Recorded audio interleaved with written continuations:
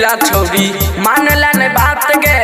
ससुर जाए के हमारा से घात गे तोरा दिली दिला छोड़ी मानला ने बात गे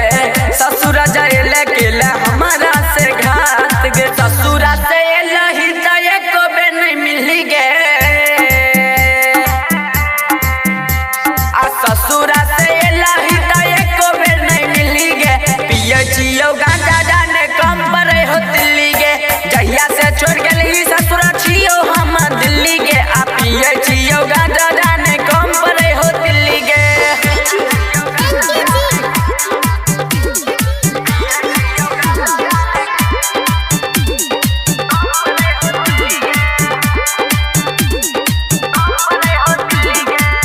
राइटर दीपक कहो छोटू बिहारी छौरा तनिकवा दे हो छौरी तोरा गारी राइटर दीपक कहो छोटू बिहारी ऋषि चंद्र मोहन दे हो छौरी तोरा गारी अनिल संगे सुते चला गा के रोज किल्ली गे